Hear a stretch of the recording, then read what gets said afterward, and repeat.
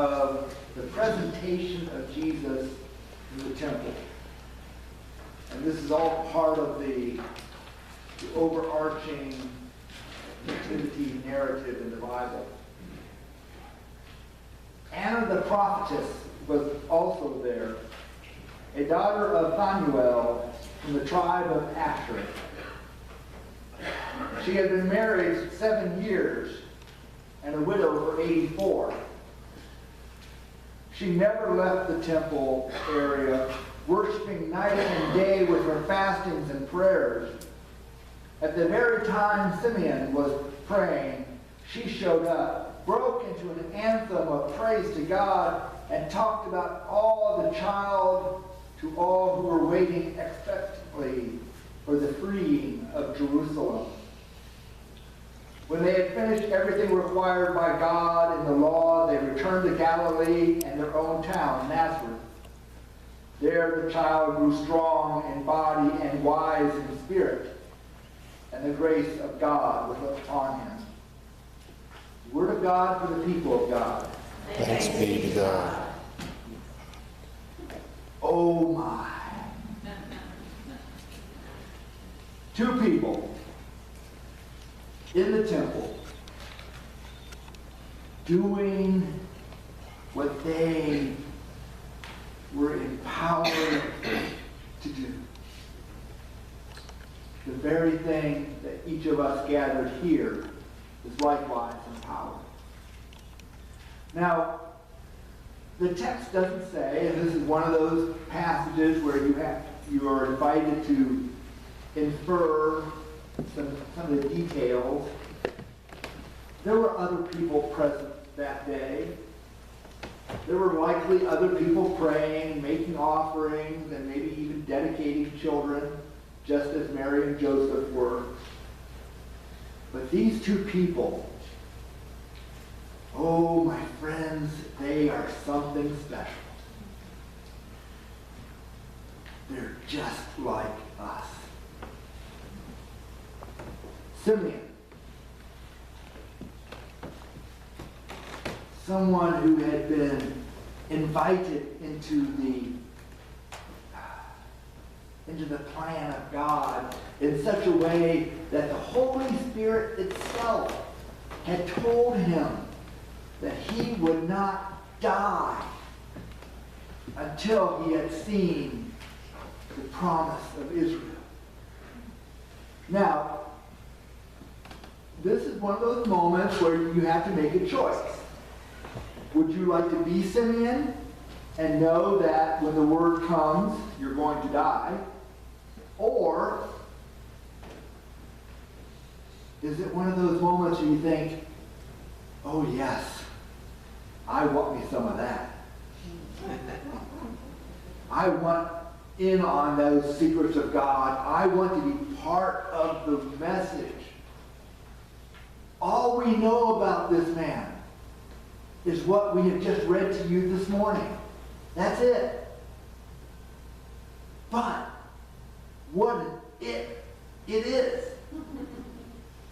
I mean, think about this.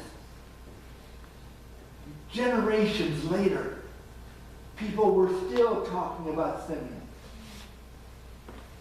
1,000 years later, 2,000 years later, they're still talking about him. Christians around the world this very morning are hearing the passage that Paul and I just read to you. So what? What makes him so special? Well, this is one of those moments where Bob Barker, or Johnny Carson. What makes him so special? Thank you. I'm glad you asked.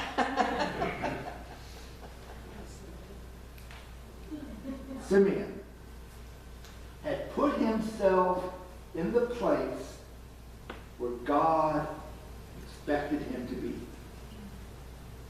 And not just having received the word. I mean, he could have stayed home that day. Just as any of you could have stayed home today. And I'm sure if I asked a show of hands, no one would say, I was thinking about staying. But I'm glad you did. Because had Simeon chosen to stay home that day, we would not be talking about him this morning. When Mary and Joseph walked into the temple, doing what generations of Israelites had done before them, to offer their firstborn son to the Lord. That's what God had commanded Moses to tell Israel, and that's what they did. So they were doing their part. But Simeon, now, never being a dad, I don't know what this would have been like, but I can imagine you're walking into the church, ready to have your baptism, the gowns on the kid, and grandma's sitting in the front pew, and all the obligatory aunts and uncles are sitting there, and some old guy, now, to be honest, we don't know how old he was, it doesn't tell, but all the artists depict him as some old guy with a big flowing beard. So, some guy comes up to you, takes your kid, and says, now I can die in peace. Hello. But that's what he said. In this version, or translation, whatever you want to call it, it says, God, you can now release your servant. Release me in peace as you promised. With my own eyes I've seen your salvation. It's now out in the open for everyone to see. A God revealing light to the nations and a glory for your people Israel. I mean, who wants a cheap spoon when you can get the blessing of God? That's what Simeon offered to the parents of Jesus. But he also offered it to the rest of Israel and to the rest of the world, which includes us. This was Simeon's gift. See, he could have held it close within him. He could have seen the child coming in, nodded, and went home. But instead, he offers these words of, just exuberance and thanksgiving by saying, now I've seen it. We don't know how long he had been promised. A day, a year, 50 years, we don't know. But what we know is that he was waiting with faith that God would keep God's promise. You see, when we look at Israel, when they were most aware of God's promise, when they truly believed, despite whatever else was happening, that God would keep the promise. It didn't matter if they were in exile or occupied or whatever else. They knew that the faithful God, the God who told Moses, I am, will be with you. The God that promised David that your offspring would reign. The God who promised Simeon that he would not die until the promise was fulfilled. Well, guess what? If the promise had not been fulfilled, Simeon would still be alive. Did you ever think about that? I mean, he'd be really old. I mean, I don't know what his Facebook account would look like or how many friends he'd have, but I guess it'd be a few. I mean, who wouldn't want to be friends with a 2,000-year-old guy?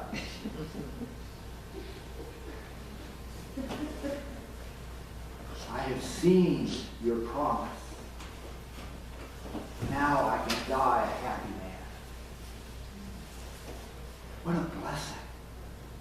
He didn't need to see how the story was going to play out.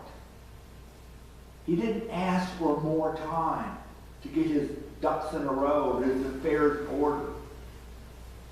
He had everything from God he wanted. The only thing he ever needed was what he said, I have seen your promise fulfilled. How it works out, not my affair. I have got the answer I needed.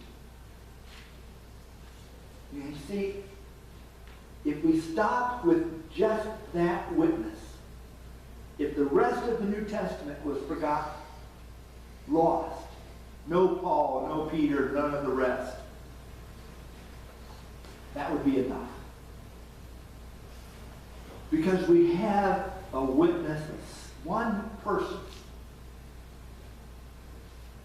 an insignificant blot on the pages of history.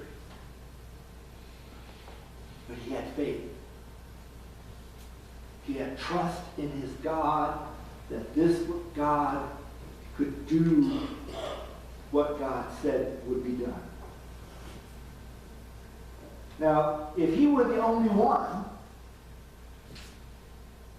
you could say, well, but in keeping with Jewish tradition, custom, if one person says it, okay. If two people say it, you know it's true. That's what in the Jewish court tradition back then. So in walks Anna. Anna. We have no idea how old she was. Some translations say she was a very old woman. I took that out this morning. Because I don't think somebody who's that age is very old. Not now. Once when I was Emma's age, I probably thought that was old, but now it's pretty good. She was married 7 years. A widow for 84. Do the math. 91. All right, he's paying attention. She's 91, not counting how long she had been married. I mean, but before she was married. Thank you. I was trying to trick Mitch with the word math, and I was failing. So she's 91 plus however old she was before she got married. Let's say conservatively 15. So that makes her 100 what? 106. Okay.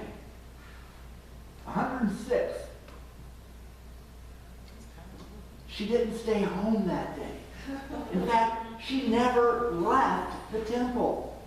She was one of those temple devotees that spent her life in prayer and service and witness to what God, not just what God had done or what God might do, but what God was doing right then and there. And it's so cool. I mean, here's this at least 106-year-old woman seeing somebody else talking about this Messiah breaks into a song. I mean, I just had this image of one of those old musicals where people are just walking down the street and all of a sudden the music kicks up and they start singing. Hey, let's have some scrambled eggs. Well, she sings. This child,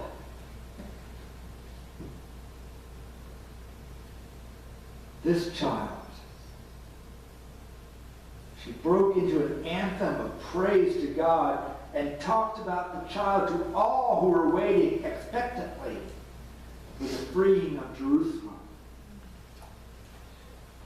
Her song wasn't just something out of a book or something that had been passed down to her through the generation. This was something that was upon her heart, and she waited for the right moment to start singing. What a song that must have been. But it's not recorded. We don't know what the melody was, or what key it was in, or were there dance movements with it? We don't know any of that. Luke decided it wasn't necessary to record. What he recorded was she was there. She knew the stories. She knew the prophecies. And she was waiting with that sure sense of expectation that, like Simeon, God had something big in mind. You know what was happening back then, during the time of Anna and Simeon. The Romans were what was happening.